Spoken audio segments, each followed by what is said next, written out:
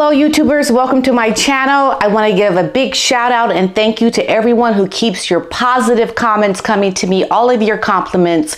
It really helps me to know that people are really listening to me, and it motivates me. It inspires me to keep doing what I am doing.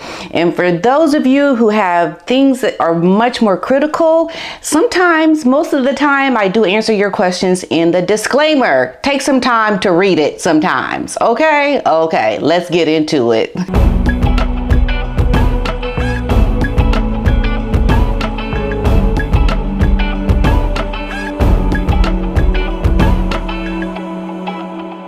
Kate's massive step, royal frenzy.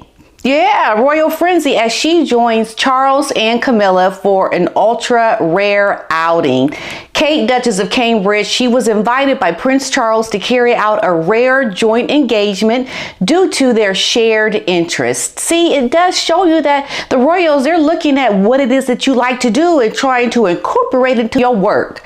What job is going to do that? This just shows you Harry and Meghan, they had it made, but no, they just want to be all greedy and just kind of have things on their own terms. Well, Harry, just a side note, have things on your own terms and start paying for your own things without your special security that you are requesting, even if you are going to pay for it. But anyway, back to what I was saying, their shared interest in supporting the creative industry. So Kate, she joined Charles and Camilla.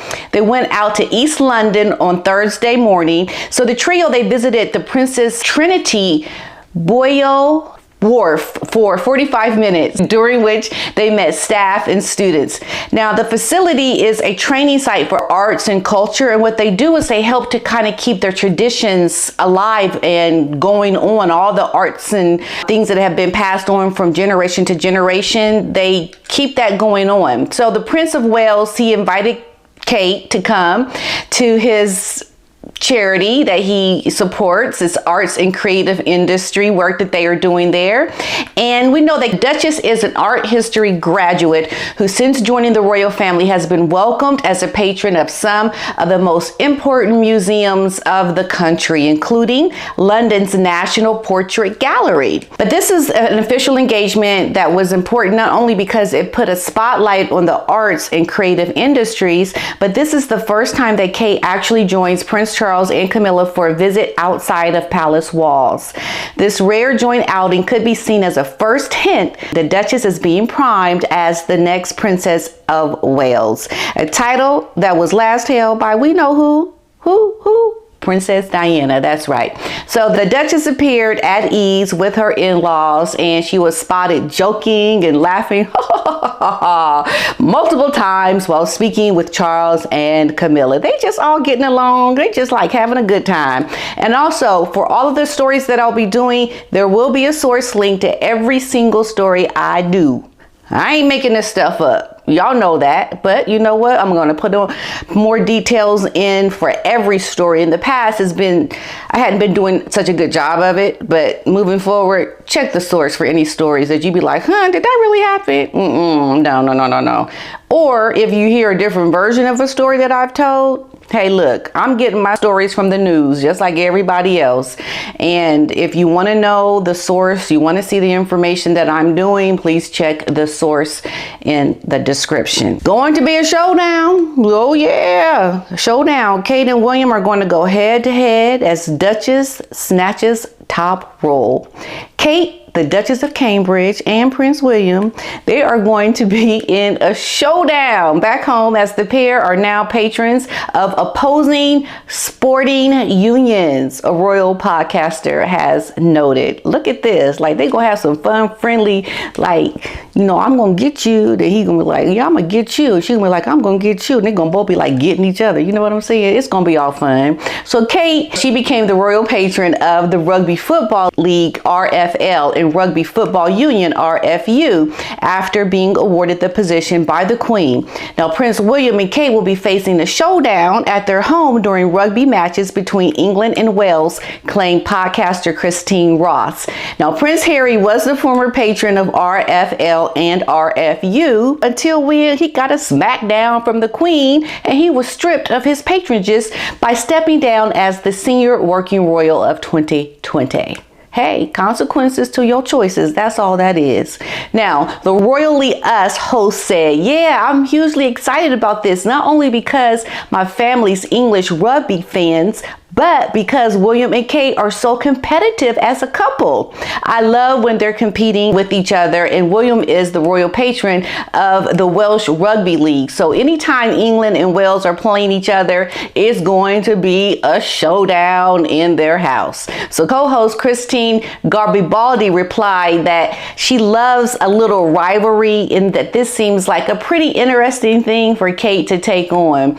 Now, Kate met with rugby team coaches and referees during their training session in Twickenham on Wednesday. I know I'm jacking these names up, but y'all just getting it from an American perspective. I hope y'all can appreciate that.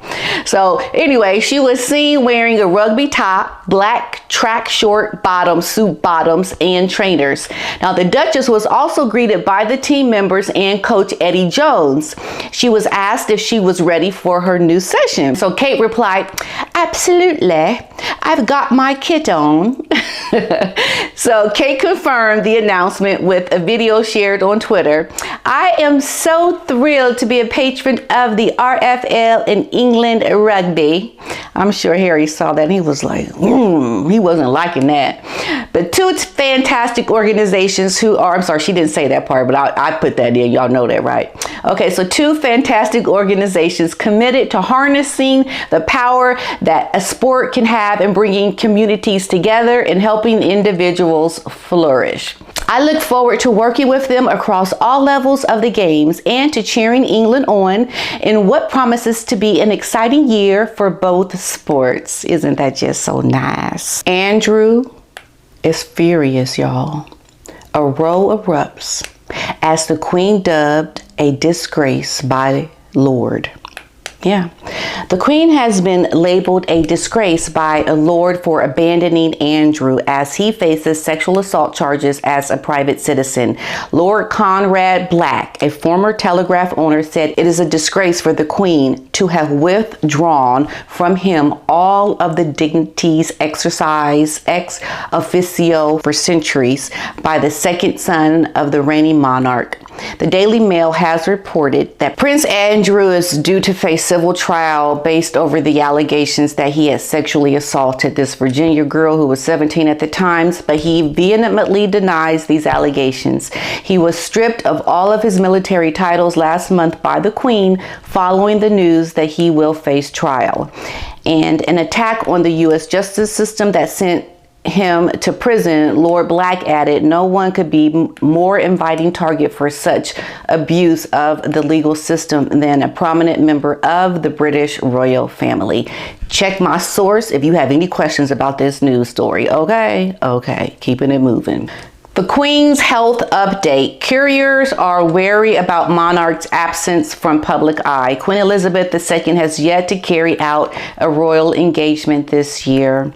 Days before the official beginning of her Platinum Jubilee, the Queen has been spotted in public on a few occasions since she arrived in Sandringham in late January, but she hasn't stepped out of her residence for an official visit nor carried out an engagement behind palace walls.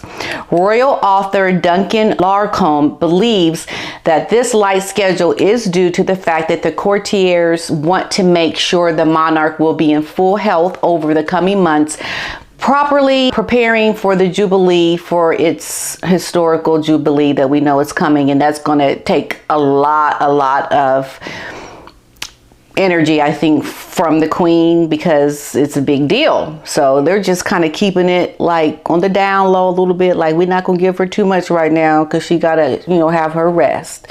And who's gonna complain about that? Now, the expert told OK Magazine the Queen is really looking forward to this year's celebration. It's the focal point of the 2022 for the whole royal family. It's been a while since we've even seen the Queen in person because of her Christmas outings were canceled, but she's simply taking it easy so she's in full health for this year's celebration. Courtiers are wary not to put too much pressure on her since she's been focusing on work at her desk, but in the coming months, we could see her attend more virtual events. And I have seen the Queen on a few things really quick behind the scenes of some things that are going on behind the palace. She looks great. She even looks like she's put on a little bit of weight. So we have seen her here and there, but you know, it's been very scaled down and not as much as we are normally used to seeing the Queen. Now, the Queen drastically reduced her workload a few months ago following doctor's orders.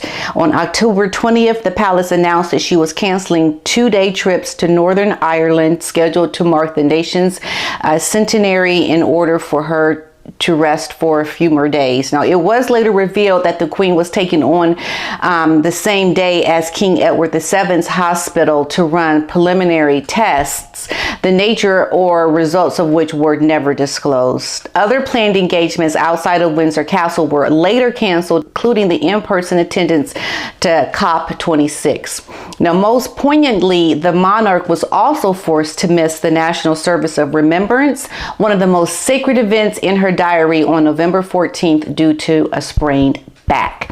Now, while agreeing with her doctors to ease up her workload, the relentless Queen continued to undertake in-person and virtual events and meetings. Now, her last official audience took place on December 15th when she received the Sultan of Oman and his wife at her Berkshire residence. The Queen hasn't carried out official engagements in recent weeks. She continues to undertake her duties as a sovereign. Now, these include dealing with the government's daily red boxes. The monarch may step out of her residence for royal visits in the near future and will certainly attend in person some of the events scheduled for the long June bank holiday, during which the Jubilee will be celebrated across the country. Yes.